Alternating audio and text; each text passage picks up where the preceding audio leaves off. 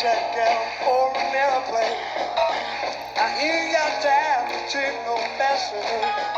Oh, the long days are gone. Yeah, I'm gonna leave you to old man land.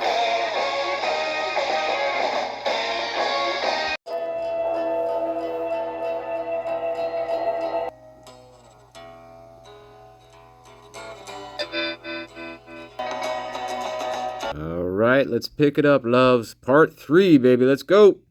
University in this role. It was somewhat satisfactory, but there were some problems. Oh, yeah. You did not intend to have him back as a teaching assistant. He was starting to really lose control of his life, kind of spinning out. Spinning away out. from home, isolated. Koberger is about to turn his PhD work into reality. He goes from a student to a killer. Oh. Is it somebody that trains and practices over and over and over, I don't. and Hey, over again? Santa. And at some point, do they feel like they have to execute? Like a sick way Ooh.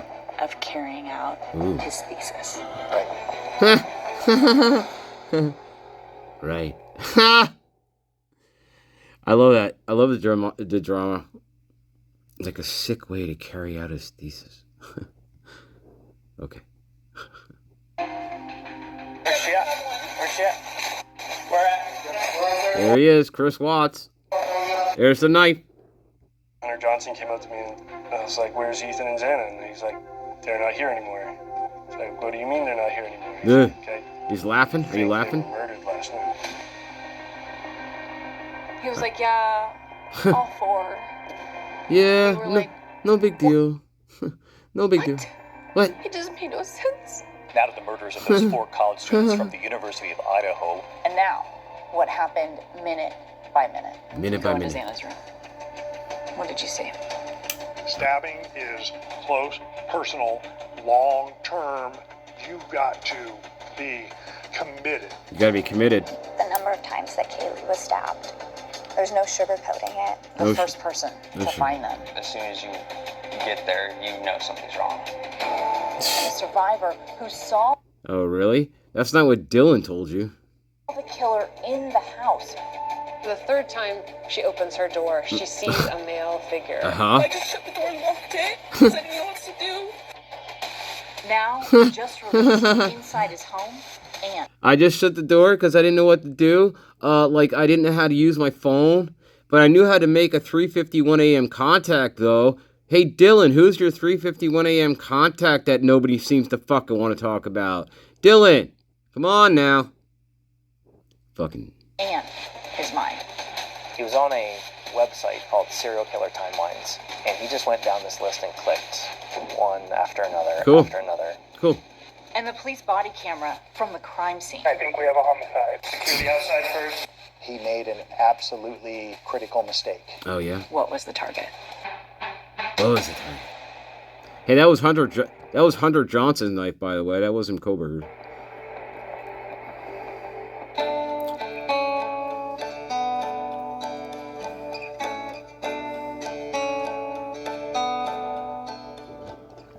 Just over the hill is the University of Idaho campus. This is Greek Row, the Sigma Chi house right there. And as you cross the street, you enter that off-campus housing. And this area in particular is really popular. Students sort of pass down the houses from generation to generation. And in August of 2022, this is where 5 young girls moved in together. They're full of optimism, excited about life. And they're posting videos showing all of it online. Oh, no, here we go with this stuff again. Oh, my God. We just called it the older girl's house. Maddie stayed there, and then Kaylee moved there. And then Xana moved there, and then Bethany Dylan moved there. And the 6th housemate was Kaylee's golden. She got it. Oh, my God. Oh, here we go with this again. She was really Tugging at the heartstrings, huh, Olivia? Hey, when's the movie coming out, Olivia? Fucking. excited to have the house dog, is what she called it. Everything I like to do with my dog. The King Road house was a 3-story white house. Piece of shit. Right in the middle of Party Central. Party The Central. house is 3 levels. It has 6 bedrooms, 2 on each floor. Right. Bethany's bedroom is on the first floor. Right. Xana and Dylan's bedrooms are on the second floor, along with the kitchen, and the sliding glass door leading out to the porch. Kaylee and Madison's bedrooms are on the third floor. And Ethan was over at the King Road house a lot. It was always friends of Ethan that would go over, friends of Xana, friends of Kaylee and Maddie. There was never anybody who shouldn't have been there. People didn't really have any interest in going into houses. Who is this guy? Who is this guy? I don't think we've seen pictures of him at all with them. Who is this guy? Didn't know anybody. It was a party neighborhood. Just in the sense that, like, you walked over to that area on Friday and Saturday nights, listening for where people might be at, and then you see someone you know, you wander over. And get drunk and fucked up. Do a little Adderall. November 12th. It's the last home game for the Do a little Adderall. Sorry. Do a little Adderall. University of Idaho Vandals. Celebration is in the air. Students start tailgating early. And drinking. We had a lot of pre-games before the football game. Oh, I bet. If the game was early, we would try and wake up early. Santa would usually be FaceTiming me, trying to wake me up, be like, hurry up, like, let's go. I had gotten text from Ethan being like, why aren't you here yet? So I was like, okay, I won't keep you waiting. Give my $34, asshole. The house on King, it was the cutest place to take pictures. Like, you could go on the third floor patio. That patio was the scene of so many happy moments. Maddie's mom, Karen Laramie, shared those moments in the Prime Video docuseries, One Night in Idaho, The College Murders. Kaylee texted me. Yeah, we've seen them all. With a picture of Maddie on her shoulders. Just loving this amazing happy moment. I called Maddie, and she put me on FaceTime. And then I was having a conversation with all of them. Kaylee Gonzalez posted this last photo to Instagram, writing, "One lucky girl to be surrounded by these people every day." We were with our whole friend group, which was a normal weekend for us, just hanging out with our friends. And then from there, we all kind of split off. And we were like, bye, I love you. Gave each other hugs. Hey, what planet am I on? Hey, Hunter, how about you take a lie detector test, Hunter? Hey, Dylan, take a lie detector test. Before, anybody gives Dylan that money, I think they need to make her take a lie detector test. And Bethany, too, by the way. The triplets, they went to Maisie's Quite a few people need to take a lie detector test. These two especially. Look at these two. Smiley, laughy, giggly. Wow, where's the trauma, guys? Where's the trauma? I just waited for Ethan, probably. Ethan spent the beginning part of that night at the Betty's ball with his sister. From there, he left with me back to Sigma Chi. And then what? The party continued after the formal. And then what? And Ethan really wanted you Maisie. to come party. Hi, Maisie. Master Nature, I don't love Ashley anymore. We're getting divorced, but I think I found a new love. Her name's Maisie, and, well, we sound alike, and, well, I don't know, yeah, maybe I'll go for her next time. Come party. So he started off by texting me, I think he said, dog, come hang out. We all want you here. And was like, spam texting me, and I said, I'm going to bed, I think. He was like 9. Or I'm not going to go. And then he said, love you. And I didn't even respond to that. I think I was asleep by then. That's hilarious. That's, I was laughing too when I yeah. What's the context again, though? What's the context, Maisie? What happened? Oh my God. And the I love you kind of stood out, though. Well, yeah, definitely. Did it? Because you didn't just normally text that to each other. Yeah. Oh my God. Okay. Well, you know what? The problem with being a triplet is sometimes the genes don't all get passed down to the... No. Oh, Master Nature. Why you doing that? Why you do that? You know that's a little cruel, don't you? After the game, Kaylee and I can't Maddie talk. head down Screw to me. the corner club. It's a big hangout for college students. Big hangout. They're having some drinks, hanging out with friends, and then they decide they need a snack, so they head downtown and they order mac and cheese from the grub truck. Right? And then Dylan's lying. We live in this lying. world right now where there are cameras everywhere. Right. So we know that Kaylee and Maddie were at the food truck around 1:30 in the morning. Right. Maddie was running around in that huge jacket. Yeah, where'd she get that? Hugging people. Kaylee was just on her phone, just laughing at Maddie. Where'd she get that jacket? And she was just smiling. Christy, where'd you get the jacket, Christy? They were so happy. No Maddie thought. and Kaylee get a ride back to the King Road house using a ride share. And by 2 using a ride share. Oh. they're settling in for the night. Now it's a ride share. No, it's the off-duty Uber driver who likes to give young females rides from the bottom of his heart. Eric. Hey, Eric, did you take a lie detector test? It's like a sleepover. Kaylee sleeps in Maddie's bed. No. Just like they've done Fuck since they were off. kids. Fuck you. But Xana Fuck you. stays up. Fuck you. They did not go to bed. They did not go to sleep together in the same fucking bed. Stop. This is fucking nauseating. Stop it. This is bullshit. ABC. You're just, well, we know guys. They're just like the rest of the shit here. They did not go to bed together. Okay. Xana orders DoorDash. I suppose, and it gets delivered to the King Road house a little after 4 a.m. She takes it up to the kitchen, puts some of her food onto a plate, and she's eating that in her bedroom. No, she's not. Whoa. The latest. I saw all kinds of shit in the kitchen there, like fries and blood. There's blood in the kitchen. The plant was knocked over. There's dirt in the counter. Blood in the kitchen. Handprints on the window. Food that's not eating in the kitchen. You dirty fucking pigs. Latest of 412. Dirty fucking cops. Dirty. You fucking all lie. Seemed so normal in that home. Like we can't see the fucking pictures, guys. On King Road. But by the next morning, nothing would ever be the same. Yeah, and what'd the roommates do? Emily got a call from Dylan around 11-ish. That's when I felt like I needed to go over. And then what happened next? I went into the house. Multiple times, right? You went into the house multiple times, right? That's Bethany. That's the annoying hobbit. This is real. This is real.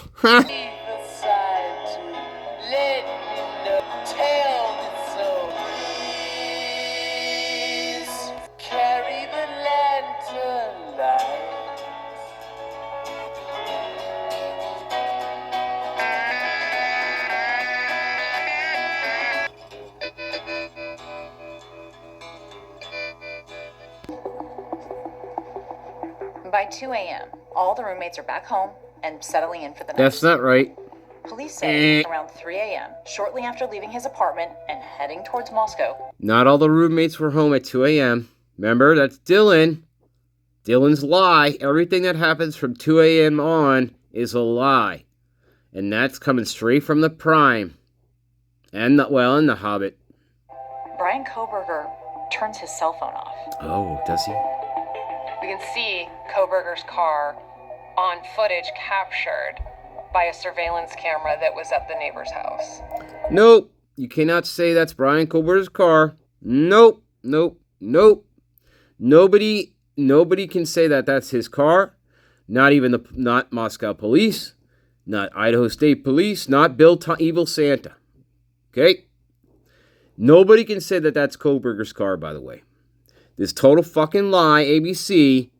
You're fucking, this is all lie. You cannot say that that's Brian Kohberger's car. Nope. Nobody can.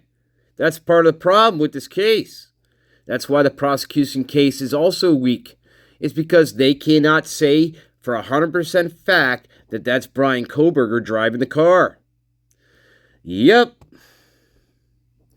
I could say that's the lookout car.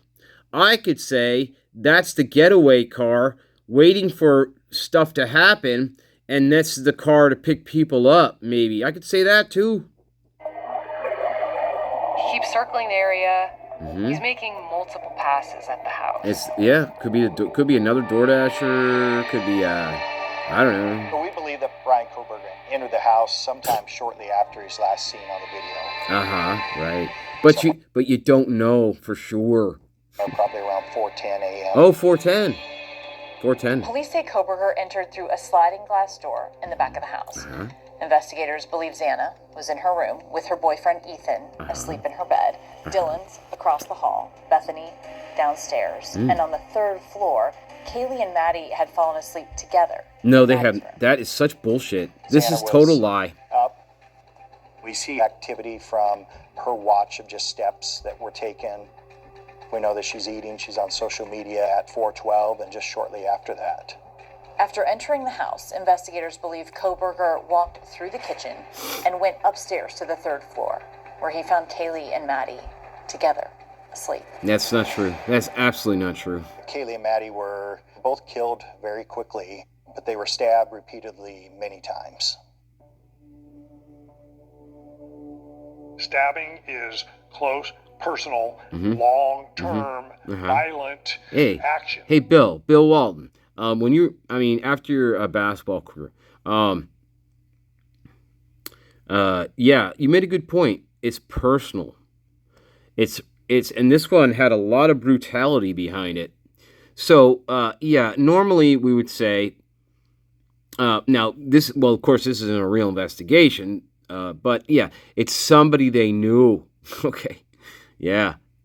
Just my opinion, for it to be that personal and that brutal. You've got to be committed to do a homicide. Committed. Hey, that's another good point. What investigators think... That's another great point. You have to be committed to do the unalivings, right? So how comes Dylan was spared? Oh, that's right. We know the answer. Why? Happened is that Xana heard the commotion. Oh, she did. At some point, Xana comes, we believe, up the stairs. We believe. Brian Koberger either hears something or he hears the stairs. Something alerts him and takes him away from what he's doing in that bedroom. Sure. Investigators say Xana turned and ran, and that Koberger followed, chasing her downstairs to her bedroom. Xana, after that initial contact in the doorway, she's fighting him. We know that because she has defensive wounds all over herself. She fought like hell. And we think at that point he realizes that there's a 4th person, and that's Ethan that's in the bed. So he reaches over and stabs Ethan and killed Ethan instantly. This is a great fairy tale, guys. I love how the cops just kind of make up things. They just make up things. They have no idea if this happened. This is just complete fairy tale. This is what we think happened. But we're not sure though. That's the problem. It's all a fairy tale. We can come up with our own story. It would be just as plausible as these assholes because they don't know. He used to fight with Xana and ends up on the floor where ultimately he does finally kill her. At 4:17 a.m., less than 10 minutes after investigators believe Brian Koberger entered... Well, 7 minutes, according to this asshole. Remember? 4:10. So now he did everything in 7 minutes now, guys. And are they going to mention the cleanup of Dylan's footprint? The house. The neighbor's surveillance camera captures what police describe as a loud thud, the sound of a whimper, and a dog barking. That's not Murphy. Just about 50 feet from Xana's bedroom. It's not Murphy. Oh, and the roommates didn't hear any of this? The ones that are actually inside the house? Dylan and Bethany? Right? If we can hear a dog barking and a thud outside, right, in the evening, outside in the cool air, Dylan and Bethany didn't hear nothing. There you go, people on the other side of the wall. Keep trying to make them infants. In Xana's room, some things were pushed around, were moved around. And, I think that's something that you're probably hearing on the video. Because she was fighting. Right. Oh, sure. That's probably... This is so fun. This is like pure fiction, guys. Pure fiction we're watching. Koberger walks out of Xana's room. He then comes face to face with another one of her roommates. And he doesn't do anything. Dylan. Dylan, there you are. Dylan was awakened by just some type of noises. Initially, she thought it was a firecracker. The dog Murphy. Then she thought she heard a male voice say, "I'm here to help you." We believe that is Brian Koberger saying that to Xana. Oh, sure. He's doing something to try to calm her, to make her relax. Oh, right. Who he is and why he's in this residence. Oh, sure, yeah. Dylan, as she had overheard multiple things throughout this time period. She had didn't do anything, right? Opened her door a couple different times. Right. The third time she opens her door, she sees a male figure. The description was a thin, tall individual wearing a mask, almost described as a basketball player, physique, and bushy eyebrows. No, big nose. She momentarily saw him. And then he turned and he left. And he saw her. Hey, don't forget that part. And he saw her, assholes. He knows people were awake, probably believing at some point somebody called the police. Oh, sure. I've got to get out of here. Oh, right. The fight, Lizanna could have just wiped him. Oh, sure. Here we go. It's the old, he was tired thing. Yeah, he was tired. Never know what made him pass that door up and head out. Yes, we do. You know what the logical explanation is? It's because it was one of Dylan's friends. Yeah, it was actually somebody Dylan knew. And Bethany. That's the most logical explanation. But the police, these fucking corrupt sons of bitches, they don't want to acknowledge that. In all their experience in law enforcement, they refuse to tell you what the logical reason is there. Because they knew each other. Yep, that's the logical explanation. Yep. After that, Dylan is terrified. She starts texting Bethany, her roommate. Did you hear that? I'm trying to call the other roommates. They're not answering. And nobody called 911. You've got somebody who had been drinking. Here we go. In and out of slumber. Oh. Somebody walks through in the middle of the night. Still wonders in her own mind, did she see it or did she dream it? Yeah, that's how we get around it. She makes a mad dash for Bethany's room. She decides to run downstairs and spend the rest of the night with Bethany. These people can't be real, right, guys? This is totally unbelievable. As night turns into day, everything in Moscow is still quiet. Right. Including the house. But investigators say that Brian Koberger is awake. He's active. That includes spending more than an hour and a half on the phone with his mom. Oh, wow. And posing for a selfie, giving a thumbs up. Wow, look at all those cuts on his face. Oh, my God. Police say just after 9 a.m., Koberger is on the move, and he's headed back to 1122 King Road. That's, again, we know that's not true. Anything on the news, I think he certainly would expect this is going to be everywhere immediately. So I think that his curiosity is absolutely no proof that he ever went back in that area. To the area. He did not. For no. all of his training, for all of his things that he studied. Training. Crime scene and serial killers. PhD program for criminology. He made an absolutely critical mistake in that house that night. Let me guess. The fake knife sheath that Payne got special delivered. Fuck you. Fuck you. Hang on, guys. Hang on. Woke up.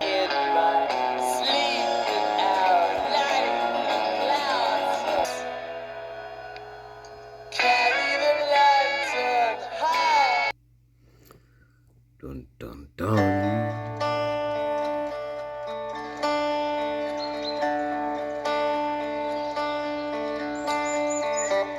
Up in the morning, just kind of like chill Sunday. Emily and Hunter came and were hanging out in my bed with me, and then Dylan called Emily and asked us all to come over. Yeah. I could overhear what was going on.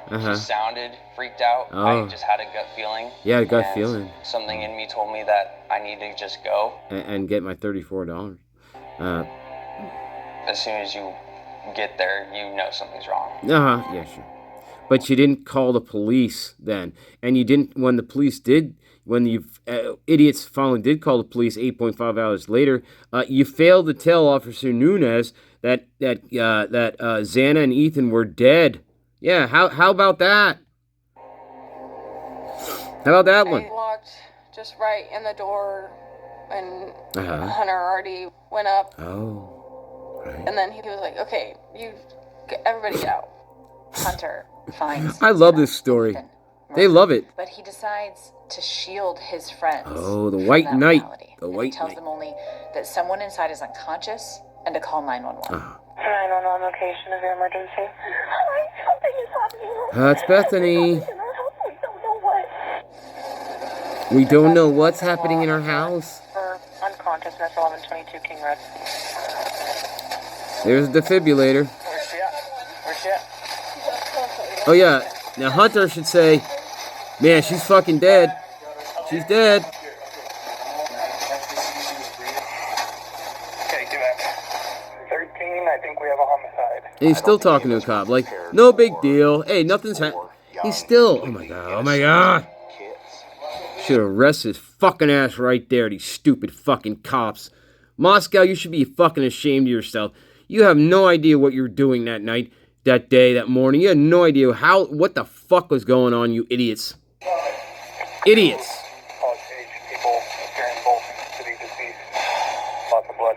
Police department, we're on third floor. We have 2 additional deceased on the 3rd floor. Mm-hmm. The outside first, so the front door. There's a back entry. I was going to start taping it all off. Okay. Here. Can you guys go over to the dumpster? Oh, what's wrong? Why do you got your face covered? Fucking actors. All actors here. Look at this idiot. All actors here. Especially that one. They should have, again, handcuffed her, handcuffed Hunter, handcuffed Bethany, dragged their fucking asses down to the station, and then actually interrogated them. Right. Not the cream puff bullshit like, oh, do you want a Kleenex? I'll give you a Kleenex. Oh yeah. And they're probably thinking, man, wow, these guys are dumb. Or like, don't they know we did it? Because our stories don't make any sense. Dumpster for me, please. Oh, and empty your pockets. To sit down and wait. Oh my God. It's so fucking stupid. We were all scared. Our brains just started to continue to spiral. I kept calling her name and she wouldn't answer. Grab your pants. You fucking C-word. Outside, police speak to Dylan. She's distraught. She's the roommate who told police she saw a masked man in the house that night. Oh, yeah. And didn't do anything. He was a little bit taller than me. Uh-huh. I'm almost positive. He was wearing a full black outfit. And he had this mask that was just over his forehead and over his mouth, and he didn't say anything to me, like at all. I just shut the door and locked it, because I didn't know what to do. And I think he went out like the side door, the sliding door. How you know? That goes out to the backyard. How you know? You shut your door. How do you know you went out the sliding door? When we got there, that sliding glass door was left. Liars. Open. Yeah. So what? Go into Xana's room. What did you see? Xana was there. Yeah. And? She was laying on the floor. Laying on the floor. And Ethan was on the bed. Mm-hmm. Yeah. And Dylan saw Xana twice and still never called police. You know why? Because she participated. My friend, we partied pretty hard the night before. He's like, there's a ton of cops over at Xana's house. I walked over there. I didn't see him outside, so I think he was inside. Don't laugh, asshole. Whoever needed to be helped. Okay, do you mind hanging out here, please? Hunter Johnson came up to me and I was like, where's Ethan and Xana? And he's like, they're not here anymore. I was like, what do you mean they're not here anymore? Don't laugh. I think they were murdered last night. Don't laugh. And you're at the grocery store. I was at the grocery store. Mm-hmm. I was talking to a friend. And but she's a wingnut too. That's okay. And wingnut. My phone kept ringing, and it was Hunter. It's my corn. I want to plant some corn with you. He just said he's not here. Corn woman. And so I was like, well, go get him, go find him. And he just kept saying it. And he goes, no, Mom, you don't understand. Ethan and Xana are not on this earth anymore. And I just was like, there's no way. I'm like, how am I going to plant corn today? Yeah. Yeah, and? And I drove down the road and called Jim, and it makes it real when you have to repeat it. Right. It drives me crazy because I've always wanted to protect my family. And there's really nothing there that I could have done. Instantly, he was taken. Sorry, guys. All right, guys. I think we're gonna leave it right here. We didn't know where Murphy was. And then U of I sent the homicide text. Throughout the day, the University of Idaho sent campus-wide text messages with updates on the investigation. Yep, right. About homicide and an unknown suspect. Right. But at 5:17 p.m., students get a text message that says, for the first time, 4 people have been killed. That was the moment that we knew where Kaylee and Maddie were. The 2 surviving roommates, Dylan and Bethany, have received a lot of criticism for not calling 911 immediately on the night of the murder. That's right. But they both told police they weren't certain that what Dylan thought she saw was real. Oh yeah. Because that makes a lot of sense. Come to your room because she was the only one that was answering me, so I just ran down there. For a second I stopped and I saw Xana passed out, and I thought maybe she was just like sleeping or something. I think I was so out of it. Because I was so out of it. And then we woke up this morning and no one was answering. We understand the discipline. Because then you didn't, and then you called. Wait, and then you called 911 when you woke. Well, you guys didn't sleep, but you called 911 at 7:00 in the morning, right? No. Belief that she's going through. I love how they're trying to make all these excuses and rationalize, because this again is not a real investigation. So they have to rationalize. They have to make excuses for them. That's the problem here. This idiot here. We have to come up with excuses, and then we have to use trauma as a blanket. We have to use trauma as a blanket to shield them from their inaction that any normal, rational adult would have called 911. But not just one, there's 2 idiots that we have to come up with excuses for and rationalizations for. Correct. 19-year-old kid. Oh, 19-year-old kid. You mean a 19-year-old adult? Two adults, not just one adult, 2 adults. Idiot. What actually happened? Stop lying. You fucking pigs. You disgusting, corrupt pigs. They walk into Maddie's third I'm just talking about Moscow. Their first big break. Disgusting, corrupt pigs. Take the comforter off. Lo and behold, there's a knife sheath laying right Oh, there. right, They find a sure. sheath for a K-bar style knife. There's no murder weapon, but the sheath is there. Oh, right. That was definitely the first aha moment. Oh. Yeah, because you didn't have anything. You didn't have anything until you decided we need to have something here. Because the university president is going to be breathing down our neck in 2 seconds, and the University of Idaho is going to start to lose thousands and thousands and thousands of dollars if we don't solve this as soon as possible.